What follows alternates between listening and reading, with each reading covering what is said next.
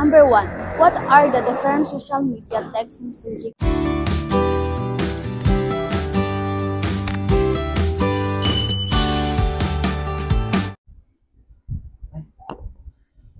Gandang gabi po. Hello po. Hi. Hello din. Kumusta po ang bawat isa? Yes po. Magandang gabi. Magandang umaga. Magandang hapon. Tanghali. Magandang tanghali. Yan. Sa bawat isa po sa atin. So,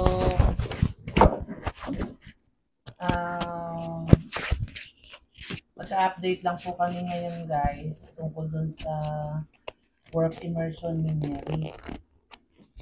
So, update tayo ni Neri kung kumusta na po yung Magiging venue. Ay, magiging parang workstation nyo parang gano'n kung saan ka mag-work immersion. Ano po yung Dahil venue? binigyan na po ata sila ng mga schedule at saka kung saan. So, Araw na lang po. mm, Pero may buwan na po. January po mag-umpisa. yun nga. So, ayan. Anong update Neri sa iyong work immersion na yan?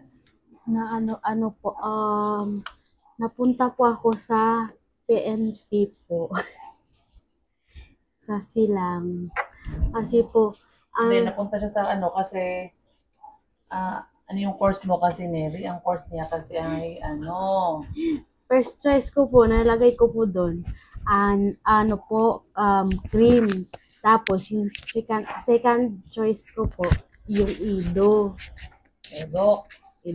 education. education. Yan po yung second choice ko po. Kaya po, napunta po ako PNP pero pag-isip-isipan ko po na mas maganda po sa akin na yung education po sa akin po. Kaya po, okay lang naman po sa PNP po ako napunta kasi work immersion pa naman din po yun. Kasi po may iba din po po sila STEM, IBM na napunta din po sa PNP or PNPE po. Yung hindi sakto dun sa kanilang strand yung napuntahan nila. Opo. Kahit hindi din po din po yung course din po nila related po. Kasi po puno na po kasi yung mga venue po or yung mga nila po. Kaya po napunta na lang po dun sa iba. So yun. So yun yung yun na yung nangyari dun sa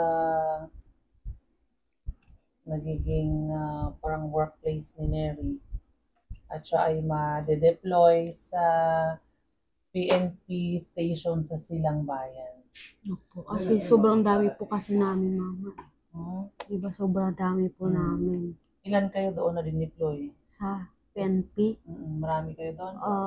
Meron po sa school lang po na po. Hindi, ilan kayo nakita mo doon sa schedule, ilan kayo lahat? Nakita ko po, pero nakalimutan ko po ilan po kami. Mabot kayo ng 10? Baka po. Ay, para ang opo, kasi po, 4 po kami sa sa Bonifacio. 4 kayo sa inyong section lang? Opo. Pero yung dalawa po, sa school lang po. Yung dalawa kasama nyo doon sa school? Opo. May isa po, yung isa po baka kasama ko po doon sa Bakit sa school? Iwan ko po, baka po doon lang po sila mag-work immersion po. Ganon. Pero nandun siya sa schedule ng PNP? Opo. Tapos sinabihan sa school na lang sila? Pwede po mag-request. Pero, baka nag-request sila. Opo, sa school lang po. Pero mas maganda naman po talaga nasa ka po talaga sa venue po talaga. Mag-work immersion po. Kasi po, di ba po busy po yung mga teacher. Nung po magtuturo doon po? Hindi, doon sila sa office. Doon sila sa office ng mga teachers. Oo, doon sila i-deploy, hindi naman sila ilalagay sa... Paano naman po, iba-iba naman po course nila. Iba-iba naman okay po. lang yun, tawag doon, hindi nga related, di ba? Ikaw nga hindi ka related eh. Oo, okay lang yun. Okay lang yun, matapos lang yung work immersion na yan. Wala naman din kayong ibang gagawin eh. Ano lang yan, parang mag-observe kayo. Tapos, ayun, mag-observe kayo sa mga pinagagawa nila sa office, sa opisina, or sa office, mga ganon. Kaya, okay lang yun na hindi related. Pero, mas maganda sana kung yung related ka mismo. Maganda. Pero kung ganyan na, okay lang yun. Ganon. So, ayan. Yan yung magiging opisina ni Neri pag nag-work immersion sa PNP. Sa Kung police, sino po yung taga sa police silang, station. baka po doon po tayo magkita-kita. Wow, wala. Baka puntahan ka sa puntahan ka sa police station o pagalitan ka. Wag naman po. Hintay na lang po pag-uwian.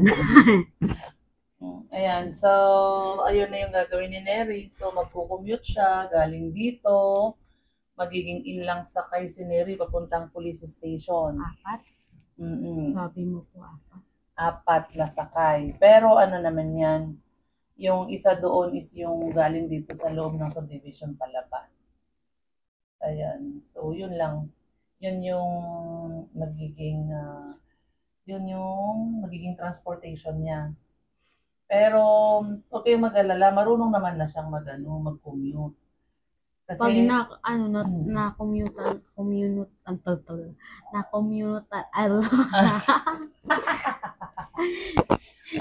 pag nag-commute, pag na-tryan ko na po mag-commute po na doon na lugar, alam ko na po how po.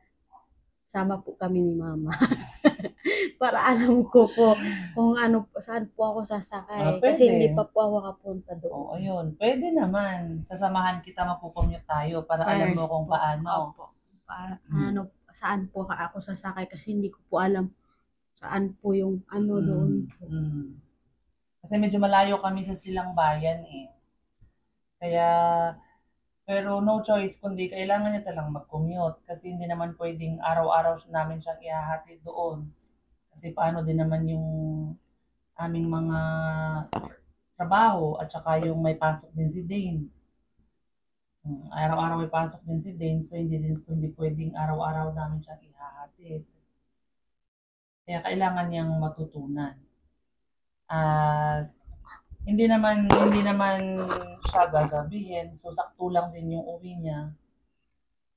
Kaya, may oras na po binigay? Parang wala pa naman po. Hindi naman kayo bibigyan ng oras niya, Neri, kasi mga estudyante pa kayo.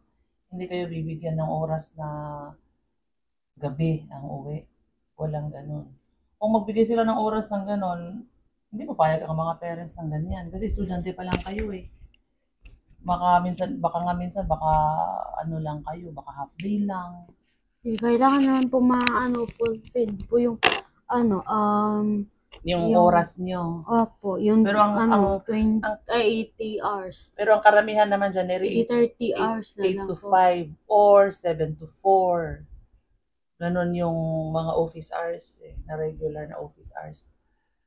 So kung pwede naman agahan mo, at least 7 to 4 para kahit maaga ka, at least sa hapon, mas maaga ka papasok, at least, pero sa hapon, mas maaga kang uuwi.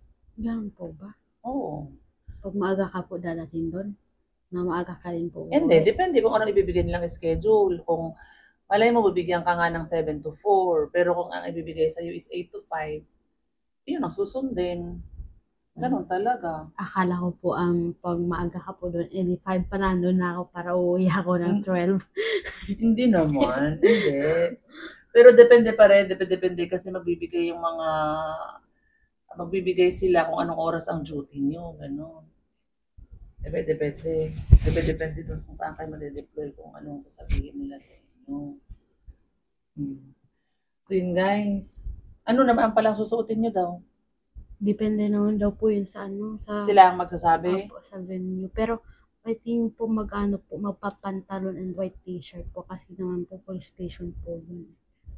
Paano mo nasabing pantalon at white t-shirt? Kasi po baka po mag-jogging po kayo takbo doon. Hindi, karamihan naman ganun, black pants at saka white. May ano naman po, 'di ba po, magpo-formal. Yun nga, formal nga. Baka mag-slacks kayo, black pants at Opo, saka ganun. hindi naman yung t-shirt na white. Pwede rin naman, depende, pero karamihan white at saka black. So yun guys, ang update namin ngayon para sa work immersion ni Neri. So ngayon pa lang pinaghahandaan na ni Neri, ngayon pa lang nagme-memorize kung paano siya mag-commute. Kasama muna po ako kay mama. Oo, gagala muna kaming dalawa para matuto siya kung paano. Kasi hindi pa po ako nakakapag-commute papuntang Silang Bayan po. Yan. Yan guys, Ay, update namin kayo. Di ba Silang Bayan po ba yung ano, yung ano po, nung may ano po kami sa grade 11 po. Pero pauwi naman po yun. Iba naman po daan po. Silang diba Bayan, po? yung pinunta natin yung sa pinadala ni Sean dati na yung kinuha natin yung padala. Doon ang Silang Bayan. Yung hindi po yung napadala po ikaw ng 500 para po pang ano ko po pang bayad. Doon sa classmate mo. Hindi yan Silang Bayan, lalaan yun eh. Ay, dala. Malayo pa yun. Ay. Malayo pa yun, pero hindi yun ang pag nag-commute ka, hindi yun ang daan. Ay. Dito sa palengke, doon sa may Lampasang Verona, di ba may dinadaanan tayong pag ganon, hindi ka nakakit ng Tagaytay. Doon ang jeep, may jeep doon, labas ka na ng Silang Opo, yun Bayan. nga po sabi ni Dada, papunta daw Silang Bayan. Yun, Pero yun. hindi ko po alam kung ano po. Hindi ka na iikot ng Tagaytay, hindi ka na punta ka mo ng Tagaytay bago ulit babalik, hindi ganon. May ibang way, malapit, mas malapit. Mas okay naman, hindi naman ganun kalayo, nga lang putol-putol kasi ang biyahe.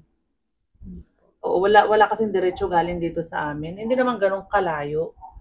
Putol-putol nga lang yung biyahe. This study will specifically address the following question. Number 1. What are the different social media text messaging platforms used by senior high school students? Number 2. How those social media messaging influence the development of student sentence structure, vocabulary, and writing fluency in academic context. Number 3. Is there a significant effect of social media text messaging on the sentence construction of students?